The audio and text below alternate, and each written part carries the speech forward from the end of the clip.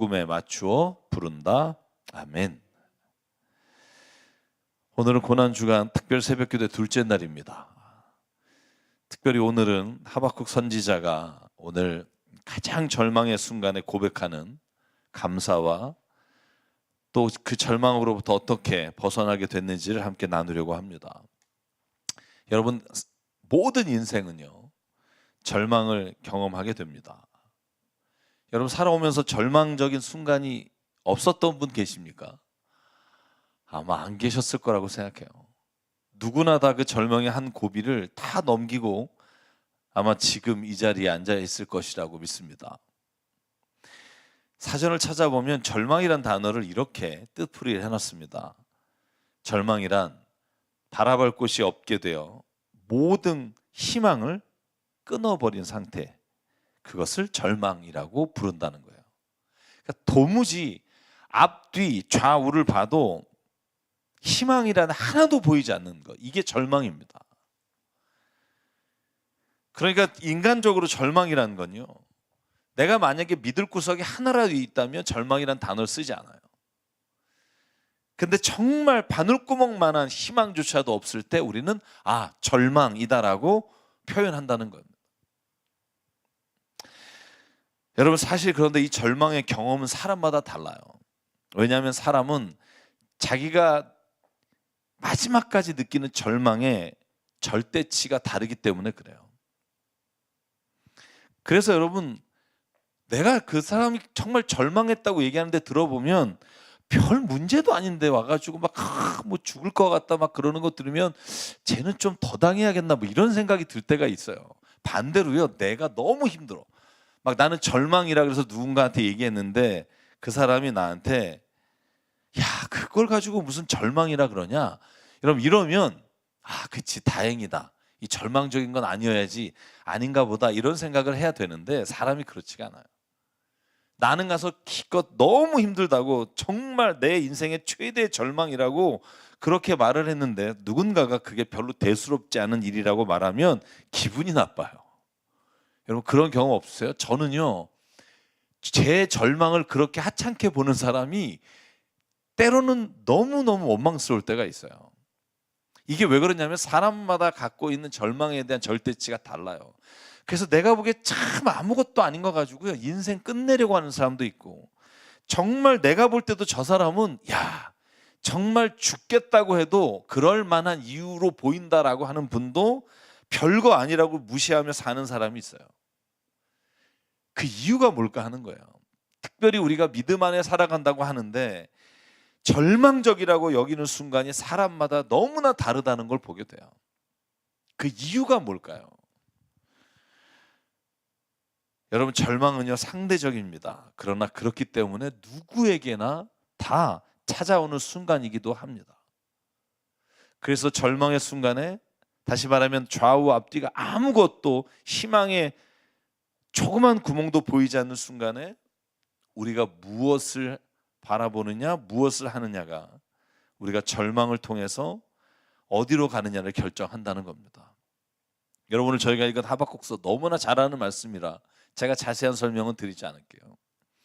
여러분, 하박국서를 읽어보면 진짜 객관적으로 모든 사람이 볼 때 절망적이에요.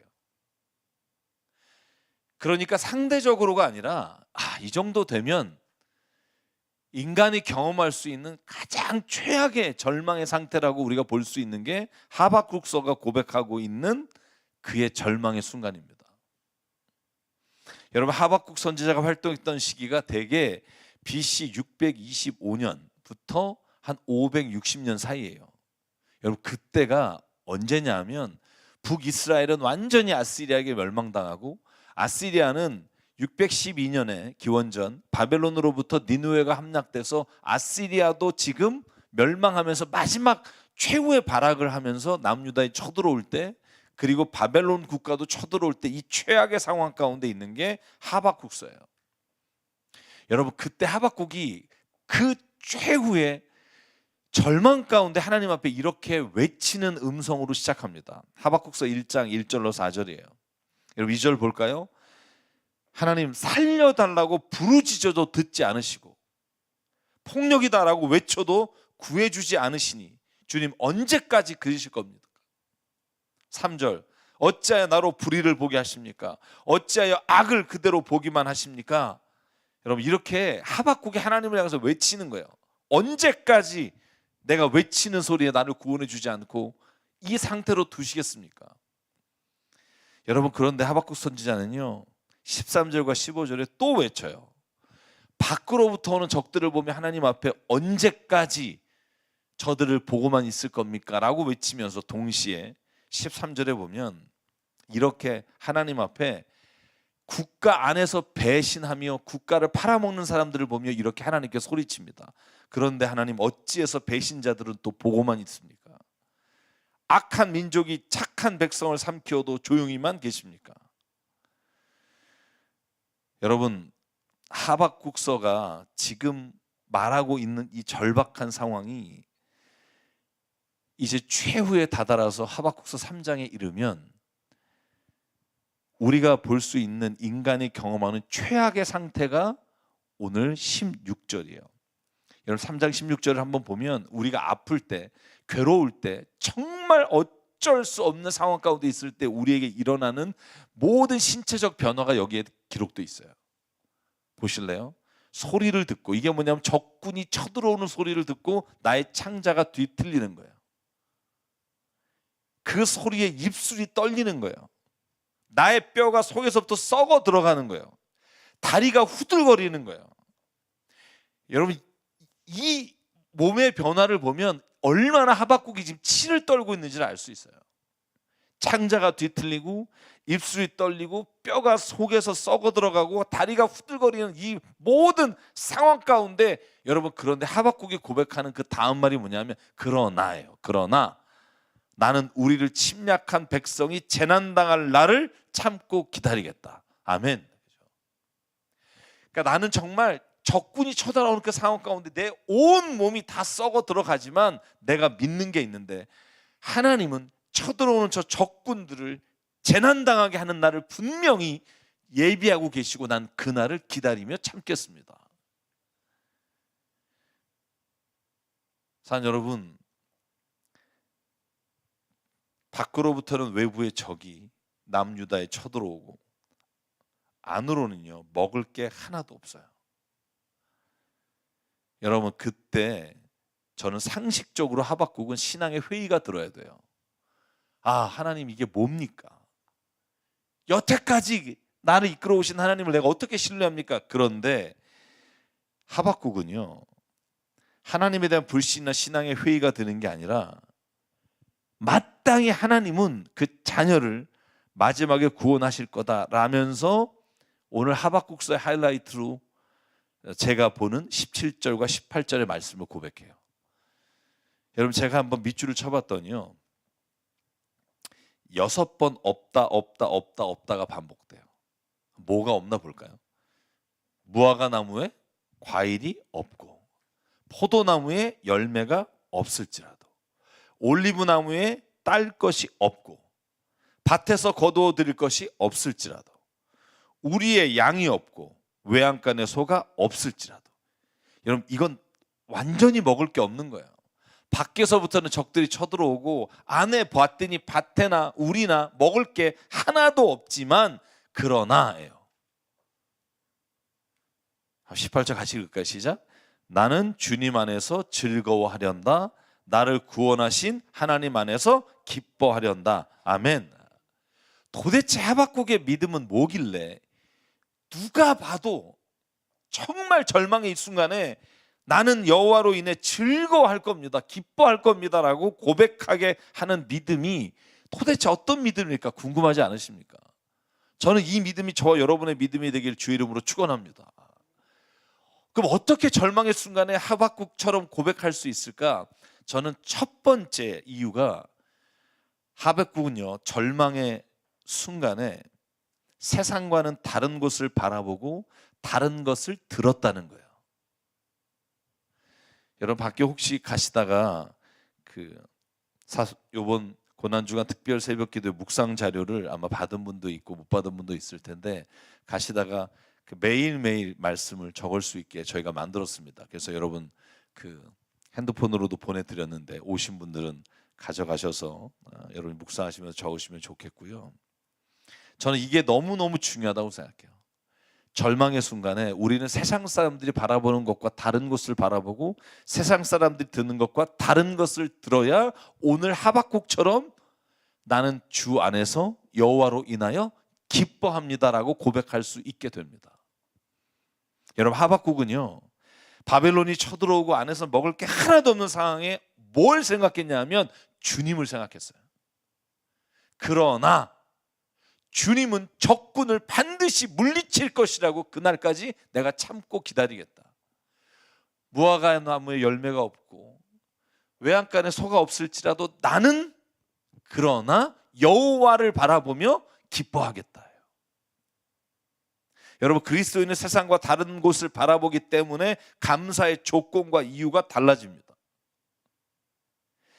성경을 묵상해 보니까 베드로와 가룟 유다는 똑같은 절망에 봉착하는 모습이 나와요. 제가 이번 사순절에 다시 한번 베드로와 가룟 유다 얘기를 처음부터 끝까지 읽어보니까 두 사람이 경험한 절망은 거의 비슷해요. 한번 보실래요? 예수님은요 마지막 만찬의 자리에서 가룟 유다에게 이렇게 말해요. 네가 나를 대제사장과 서기관들에게 팔아 넘길 거다. 그런데 똑같은 만찬의 자리에 베드로에게 이렇게 말해요. 베드로야, 네가 나를 3번 모른다고 부인할 거다. 여러분 똑같은 자리에서 가룟 유다에게 베드로에게 앞으로 십자가의 길을 걸어갈 때 그들이 행할 일들을 예수께서 말씀해 주셨어요. 여러분 그런데요 얼마나 기분 나빴을까요? 12명 중에 둘만 찍어서.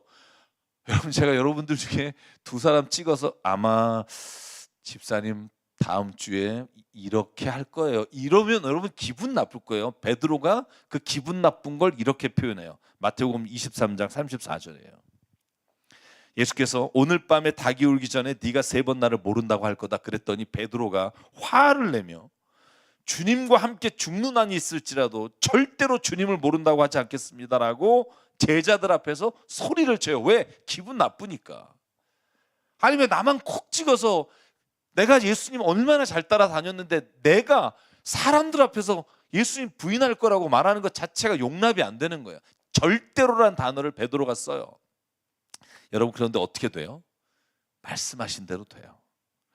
그래서 그 2사람은 정말 절망의 절망 가운데 있어요.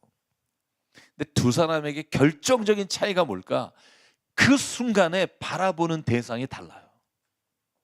여러분 베드로는요 마태복음 26장 74절에 보면 나는 그 사람을 모릅니다라며 저주하며 맹세하여 말해요. 여러분 그런데 닭이 울어요. 그때 성경이 뭐라고 말하냐면요 이렇게 말해요. 닭이 울기 전에 네가 나를 3번 부인할 것이다는 예수의 말씀이 떠올라요. 그 절망의 순간에 사람을 보는 게 아니라 내 부끄러운 모습을 보는 게 아니라 예수께서 하신 말씀이 떠올라 나가서 몹시 울었다. 통곡하니까 베드로는 다시 일어나고 살아날 수 있는 길을 하나님 열어주신다는 거예요. 그런데 가룟 유다는요 마태복음 27장 3절과 5절을 보면 가룟 유다도 자기가 잘못한 것을 깨달아요.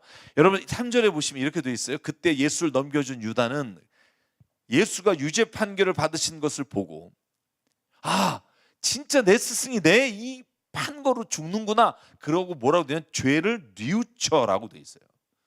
뉘우쳤어요. 여러분 그러면 베드로와 똑같이 그가 하나님 앞에서 다시 일어날 기회, 다시 하나님 안에서 즐거워합니다라고 말할 수 있는 기회가 있었으나 여러분 그때 끝까지 가룟 유다가 바라본 대상은 누구냐 하면 그 은돈 30잎을 대제사장과 장로들에게 가지고 가서 그들에서 내가 이렇게 말합니다. 내가 죄 없는 피를 팔아 넘김으로 죄를 졌습니다. 그랬더니 그들이 말해요. 그게 나와 무슨 상관이냐? 그대가 문제가 아니냐? 여러분 사람을 찾아가서 대제사장에게 내가 예수를 판 거 내가 잘못한 것 같습니다 라고 말하고 그를 붙잡고 하소연하지만 결국은요 5절에 유다는 그 은돈을 성전에 내던지고 물러가 스스로 목을 매달아 죽었다라고 기록해요. 사는 여러분, 저희 앞에 인생에 오늘 하박국처럼 절망의 순간이 올 거예요. 그런 때가 우리에게 왔을 때 여러분, 하박국처럼 내가 주님 안에서 기뻐합니다라고 말할 수 있기를 위해서는 우리의 바라보는 대상이 세상과 달라야 합니다. 베드로처럼 절망의 순간에 예수님을 바라보는 우리가 되기를 주의 이름으로 축복합니다. 사람은요, 바라볼 대상이 아니에요. 사람은요, 희망을 둘 대상이 아니라고요. 우리가 인생을 살아가면서 우리가 어느 정도 있을 때 사람들이요, 우리에게 도움이 될지 몰라요. 정말 아무것도 없는, 희망의 구멍조차 없는 그 순간엔 오직 우리가 하나님의 말씀과 하나님의 음성을 듣지 않으면 우리는 다시 일어나 인생을 걸어갈 힘을 얻을 수가 없습니다. 여러분, 사도 바울은 가룟 유다보다 더 독한 사람이었어요. 더 악한 사람이었다고요. 가룟 유다는 예수님을 은 30에 팔아넘긴 게 다지만 여러분, 사도 바울은요, 폭군 중에 폭군으로 닥치는 대로 예수 믿는 사람을 끌고 와서 처형했던 사람입니다. 사도행전 9장에 보면 이렇게 써 있어요. 다마스커스에 있는 여러 회당으로 보내는 편지를 써달라고 여러분, 바울이 부탁해서 도를 믿는 사람은 남자와 여자나 가리지 않고 닥치는 대로 묶어서 예루살렘을 끌고 오는 게 사도 바울이 한 일이었어요. 더 악한 사람이었잖아요. 그런데 여러분, 사도 바울도 어떻게 다시 그 삶의 자리에서 주님의 자리로 오냐면 사도행전 9장 3절 6절에 보면 그때 하늘로부터 예수 그리스도의 음성을 들어요. 사울아 사울아 네가 왜 나를 핍박하느냐. 누구십니까? 6절. 내가 해야 할 일을 일러줄 사람이 있을 것이다 하는 음성이 들려왔다. 사랑 여러분, 절망의 순간에 사람의 소리에 귀를 기울이지 않기를 주의 이름으로 축복합니다. 이러면 될 거다, 이 길을 가자가 아니라 하나님이 내게 말씀하시고 내게 들리지 않을 때 주의 말씀을 읽음으로 인해 주께서 주시는 확신 가운데 살아가면 절망의 목전에서도 하나님이 우리로 하여금 바라봐야 될 진짜 희망을 볼 수 있는 눈을 열어주실 줄 믿습니다. 여러분, 마지막으로 하박국이 절망의 목전에서 감사하는 삶으로 바뀔 수 있었던 이유는요, 하박국은 근본적으로 감사의 이유가 달랐다는 거예요. 여러분, 저는 이게 너무나 중요하다고 생각해요. 아까 3장 16절에 그 소리를 듣고 창자가 뒤틀리고 입술이 떨리고 뼈가 썩어 들어가고 이 모든 상황 가운데 여러분, 하박국은요, 감사를 하나님 앞에 드릴 수 있었던 건 그가 감사의 이유가 달랐기 때문이에요. 그가 예를 들면 더 많이 얻고 더 좋은 것을 가지게 되는 것이 감사가 아니라 하박국은 그 순간에도 하나님의 임재하심과 하나님의 역사하심을 기다리는 것이 그에게는 감사의 이유가 됐어요. 그래서 18절에 이렇게 강조합니다. 나는 주님 안에서 즐거워한다. 모든 절망적인 상황 속에서 그리스도인은 감사의 이유가 달라야 할 줄 믿습니다. 여러분, 정광 목사님이 쓰신 평생 감사라는 책이 있습니다. 여기 재밌는 책인데 읽어보면 감사에 대한 얘기로 꽉 차 있습니다. 거기에 이런 감사촌과 불평촌의 사람 이야기가 나와요. 여러분, 저는 이건 우리가 좀 한번 묵상해 볼 만한 일이라고 생각해요. 불평촌에 있는 사람들은요, 봄부터 겨울까지 불평해요. 봄에는 왜 불평하냐 하면 꽃가루가 날려서 불평해요. 여름에는 너무 더워서 불평해요. 가을에는 낙엽이 많이 떨어져서 불평해요. 겨울에는 눈이 많이 오고 춥다고 불평해요. 그런데 감사촌에 있는 사람들은요, 봄부터 겨울 내내 감사로 가득 차 있어요. 왜냐하면 봄에는요, 꽃향기를 맡을 수 있어서 감사하고, 여름에는 시원한 바다를 찾을 수 있고 시원한 나무 그늘을 감사하고, 가을에는 많은 과일을 먹을 수 있어서 감사하고, 겨울에는 하얗게 쌓인 눈으로 인해 감사하고. 두 마을이 가지고 있는 건 똑같아요. 그런데 그 두 마을에 있는 사람이 바라보는 게 달랐어요. 그러면 감사할 수 있다는 거예요. 산 여러분, 저는 전남 여수에 있는 애양원에 우리 교인들하고 간 적이 있어요. 우리 교우분들하고 국내에 있는 성지를 간다고 애양원에 들렸어요.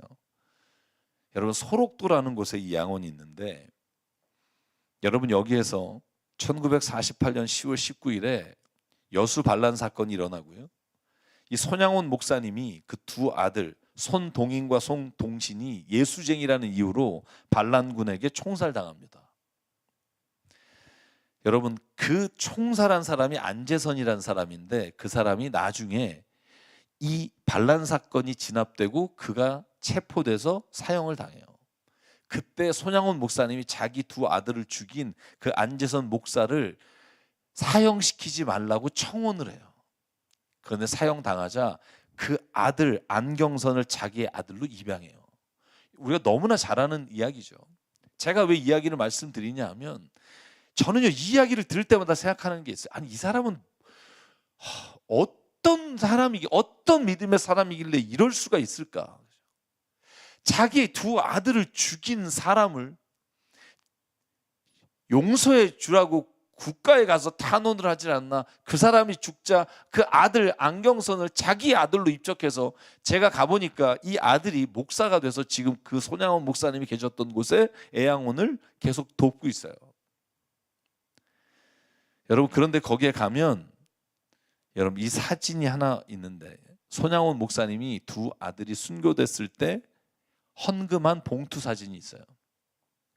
제가 어제 이걸 저희 그 윤영기 집사님이 한문을 잘 아셔서 이걸 좀 번역해 달라 그래서 원래 나온 번역들이 있는데 제가 다시 한번 번역을 해봤어요. 여러분 보이시지 않을지 모르지만 이 누런 봉투에 손양원 목사님이 뭐라고 쓰고 헌금을 했냐면 이렇게 써 있어요. 제가 그대로 읽을게요.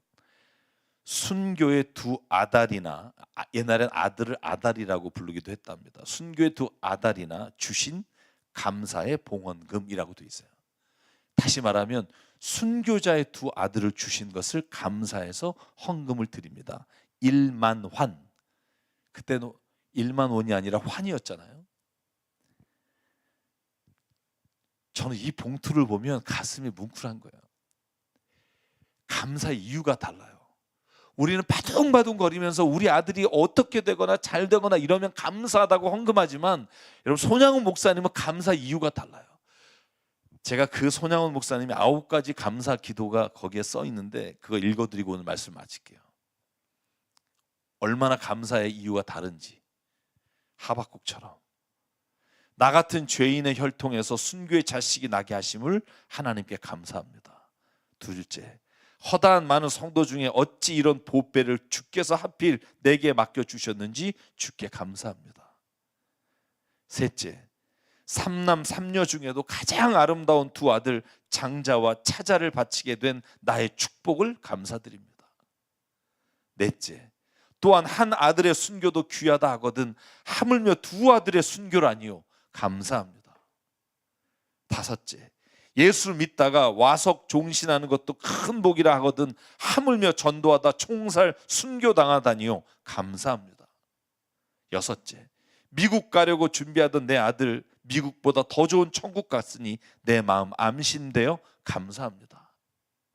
일곱 번째, 나의 두 아들을 총살한 원수를 회개시켜 내 아들 삼고자 하는 사랑하는 마음을 내게 주신 하나님께 감사합니다. 여덟 번째, 내 두 아들의 순교의 열매로 말미암아 무수한 천국의 아들들이 생길 것이 믿어지니 아버지 하나님께 정말 감사합니다. 마지막 아홉 번째, 이 같은 역경 속에서 이상 8가지 진리와 신뢰를 찾는 기쁜 마음, 여유 있는 믿음을 주신 우리 주 예수 그리스도께 감사합니다. 여러분, 감사할 이유가 없다고요? 감사할 만한 조건이 없다고요? 여러분, 그럴 때 오늘 다시 한번 하박국 선지자의 내가 주님으로 인해 오히려 기뻐하겠습니다, 손양원 목사님의 내가 오히려 순교할 수 있는 자식을 주시고 그걸 감사할 수 있는 믿음을 주시니 감사합니다. 여러분, 이런 제목으로 하나님 앞에 오늘 우리가 선다면 절망의 순간에 우리는 절망으로 끝나지 않고 다시 주님이 보여주시는 그 희망이라는 작은 빗줄기를 볼 수 있는 눈을, 그 음성을 들을 수 있는 귀를 하나님께서 우리에게 열어주실 줄 믿습니다. 세상의 법칙을 따라가다가 절망의 마지막에 스스로 목숨을 끊는 자가 아니라 하나님의 뜻을 따라 살아가다가 마지막에 하늘의 소망이 이루어지는 저와 여러분 되시길 주의 이름으로 축복합니다. 여러분 그래서 오늘 제가